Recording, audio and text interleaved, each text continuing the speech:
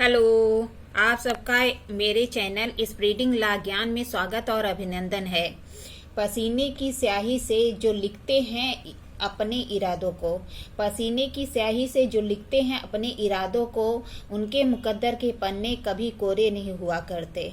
उनके मुकद्दर के पन्ने कभी कोरे नहीं हुआ करते। इसी सब बात के साथ मैं आज आपको दंड प्रक्रिया संहिता 1973 बताने जा रही हूँ। दंड प्रक्रिया संहिता 1973 एक्ट नंबर 2 ऑफ 1974 है, जिसकी प्रवर्तन तिथि 1 अप्रैल 1974 है। मैं आपको अध्याय 1 बता रही थी, चैप्टर 1 पढ़ा रही थी, जिसमें प्रारंभिक है, प्रिलिमिनरी है, जो 1 से लेके 5 तक है, जिसमें मैंने आपको धारा 1 और 2 बता दिया। अब आपको मैं धारा 3 बताने जा रही, निर्देशों का अर्थ लगाना, कंस्ट्रक्शन ऑफ द रेफरेंस के बारे में बताया गया है। पहला खंड कहता है, 1 का क कहता है कि अगर किसी विशेष शब्द के बिना खाली मजिस्ट्रेट लिखा है, अगर कोई शब्द नहीं लिखा है, खाली मजिस्ट्रेट लिखा है, तो अगर वो क्षेत्र महानगर क्षेत्र होता है तो वहां का जो महानगर मजिस्ट्रेट होगा उसके प्रति निर्देश लगाया जाएगा। मतलब क्या कि खाली मजिस्ट्रेट लिखा है, आगे पीछे कुछ नहीं लिखा है, तो अगर वो क्षेत्र महानगर क्षेत्र होगा तो महानगर मजिस्ट्रेट, मेट्रोपॉलिटन मजिस्ट्रेट के जो है उसका अर्थ लगाया जाएगा। लेकिन अगर वह क्षेत्र महानगर नहीं है, महानगर क्षेत्र के बाहर है, अन्य कोई क्षेत्र है, तो वह क्या होगा, न्यायिक मजिस्ट्रेट के प्रति निर्देश लगाया जाएगा।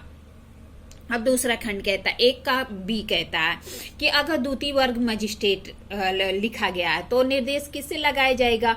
अगर महानगर क्षेत्र है तो महानगर मजिस्ट्रेट से लगाया जाएगा, और अन्य कोई क्षेत्र है जो महानगर के बाहर है तो द्वितीय वर्ग न्यायिक मजिस्ट्रेट से लगाया जाएगा। और तीसरा खंड कहता है कि अगर लिखा है कि प्रथम वर्ग मजिस्ट्रेट, और आगे और कुछ नहीं लिखा है, खाली लिखा है प्रथम वर्ग मजिस्ट्रेट, तो महानगर क्षेत्र है तो महानगर मजिस्ट्रेट के प्रति निर्देश लगाया जाएगा, और अगर महानगर क्षेत्र के बाहर है तो प्रथम वर्ग न्यायिक मजिस्ट्रेट के प्रति निर्देश लगाया जाएगा। फिर 1 का 4 कहता है कि अगर मुख्य न्यायिक मजिस्ट्रेट के प्रति निर्देश है, तो अगर वह क्षेत्र महानगर क्षेत्र है तो मुख्य महानगर मजिस्ट्रेट चीफ मेट्रोपॉलिटन मजिस्ट्रेट के रूप में लगाया जाएगा। मतलब पहला खंड कहता है कि अगर कुछ नहीं लिखा, खाली मजिस्ट्रेट लिखा गया है, तो अगर मेट्रोपॉलिटन एरिया होगा तो मेट्रोपॉलिटन जो मजिस्ट्रेट है उसके प्रति निर्देश लगाया जाएगा।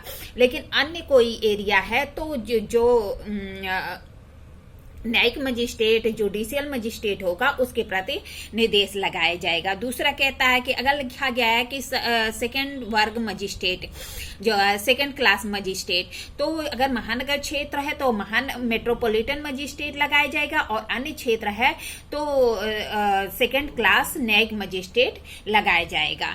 फिर तीसरा कहता है कि अगर लिखा है फर्स्ट क्लास मजिस्ट्रेट, तो फर्स्ट क्लास मजिस्ट्रेट अगर वो महानगर क्षेत्र है तो महानगर मजिस्ट्रेट मेट्रोपॉलिटन मजिस्ट्रेट का अर्थ लगाया जाएगा।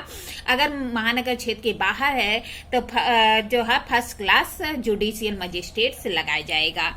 अगर कहता है, घ कहता है कि अगर लिखा है सीजीएम या फिर चीफ जुडिशियल मजिस्ट्रेट लिखा गया है, लेकिन अगर वह क्षेत्र महानगर होगा तो वहां पर चीफ मेट्रोपॉलिटन मजिस्ट्रेट से अर्थ लगाया जाएगा। इसी का दूसरा खंड कहता है कि जब तक अपेक्षित न हो न्यायिक मजिस्ट्रेट के न्यायालय के प्रति निर्देश से, महानगर क्षेत्र है तो महानगर मजिस्ट्रेट, अगर कुछ नहीं लिखा है, मतलब कोई अपेक्षा नहीं की गई है, और वहां पे क्या लिखा गया, न्यायिक मजिस्ट्रेट, लेकिन वो एरिया क्या है, महानगर क्षेत्र है। अगर महानगर क्षेत्र है और न्यायिक मजिस्ट्रेट के प्रति जो निर्देश है वह क्या माना जाएगा कि जो जुडिशियल मजिस्ट्रेट का निर्देश है वह माना जाएगा मेट्रोपॉलिटन जो मजिस्ट्रेट है उसके प्रति निर्देश माना जाएगा। इसी में तीसरा खंड कहता है कि अगर संहिता के पूर्व पारित किसी अधिनियम में क्या लिखा गया है, फर्स्ट क्लास मजिस्ट्रेट, तो वहां पे क्या समझा जाएगा कि फर्स्ट क्लास न्यायिक मजिस्ट्रेट समझा जाएगा। अगर द्वितीय या तृतीय वर्ग मजिस्ट्रेट लिखा गया है तो क्या माना जाएगा, द्वितीय वर्ग मजिस्ट्रेट माना जाएगा। और कहता है कि अगर प्रेसिडेंसी मजिस्ट्रेट, या उस समय प्रेसिडेंसी होती थी तो प्रेसिडेंसी मजिस्ट्रेट या मुख्य प्रेसिडेंसी मजिस्ट्रेट लिखा गया है, तो उसका निर्देश क्या समझा जाएगा कि महानगर मजिस्ट्रेट या मुख्य महानगर मजिस्ट्रेट के प्रति निर्देश है। फिर कह रहा है कि अगर महानगर क्षेत्रों में प्रथम वर्ग और न्यायिक प्रथम वर्ग या द्वितीय वर्ग मजिस्ट्रेट के प्रति निर्देश है तो वह समझा जाएगा कि वो उस महानगर क्षेत्र में जो महानगर मजिस्ट्रेट है, मेट्रोपॉलिटन मजिस्ट्रेट, उसके प्रति निर्देश समझा जाएगा। इस तरह मैंने आपको धारा 3 क्लियर कर दी। अब धारा 4 को जो है, जो सीआरपीसी की धारा 4 है, इसी को अगर हटा दिया जाए तो जो सब लोग कहते हैं कि आईपीसी के तहत अपराध होता है उसका विचारण सीआरपीसी के तहत होता है, तो कैसे पता चलता है कि जो आईपीसी के तहत कोई अपराध हुआ है तो उसके लिए विचारण सीआरपीसी के तहत चलेगा। तो ये धारा 4 ही बताती है कि अगर कोई व्यक्ति अपराध करता है, अपराध कर दिया तो जो है अपराध कर दिया तो आईपीसी बताएगा कि ये अपराध किस कैटेगरी में आता है, कौन सा अपराध हुआ यह बताएगा, और साथ ही यह बताएगा कि कौन सा दंड मिलेगा। लेकिन उसके नाम में एफआईआर कहाँ होगी, उसका जो है समन और वारंट कैसे जाएगा, उसका विचारण कैसे होगा, मामले में जो है अन्वेषण कैसे होगा, इन्वेस्टिगेशन कैसे होगा, इंक्वायरी कैसे होगा, ट्रायल कैसे होगा, उसे बेल कैसे मिलेगी या जमानत कैसे मिलेगी या उसकी अपील कैसे होगी, ये सब चीजें किस में बताया जाता है, तो जो है सीआरपीसी में बताया जाता है। और कौन सेक्शन बताती है, तो 4 बताती है। 4 क्या कहती है कि जो है भारतीय दंड संहिता या अन्य विधियों के अपराधों का विचारण, मतलब कह रही आईपीसी या कोई अन्य विधि है तो उसका विचारण कैसे होगा, तो सीआरपीसी के तहत होगा। इसके बारे में कौन बताता है, धारा 4 बताते।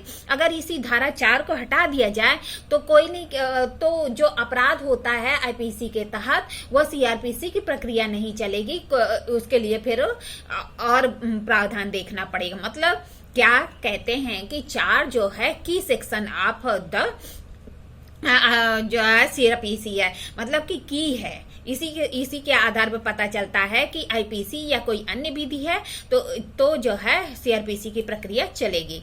जैसे पहला खंड कहता है कि आईपीसी के तहत जो सब अपराधों का इन्वेस्टिगेशन होता है, इंक्वायरी और ट्रायल होता है या अन्य इस संबंध में कोई प्रक्रिया होती है तो कैसे चलेगी, सीआरपीसी के तहत चलेगी। पहला खंड कहता है कि अगर आईपीसी के तहत सब अपराध का अन्वेषण, जांच, विचारण या इन्वेस्टिगेशन, इंक्वायरी और ट्रायल या अन्य कोई प्रक्रिया है तो सीआरपीसी की कार्यवाही के अनुसार की जाएगी।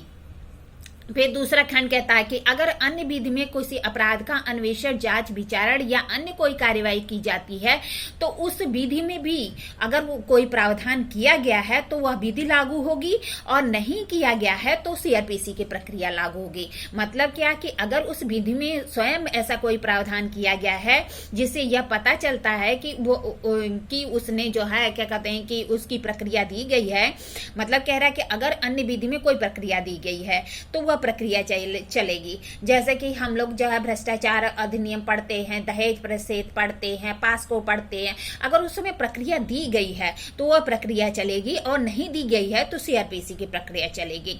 इस तरह मैंने आपको 4 भी बता दिया।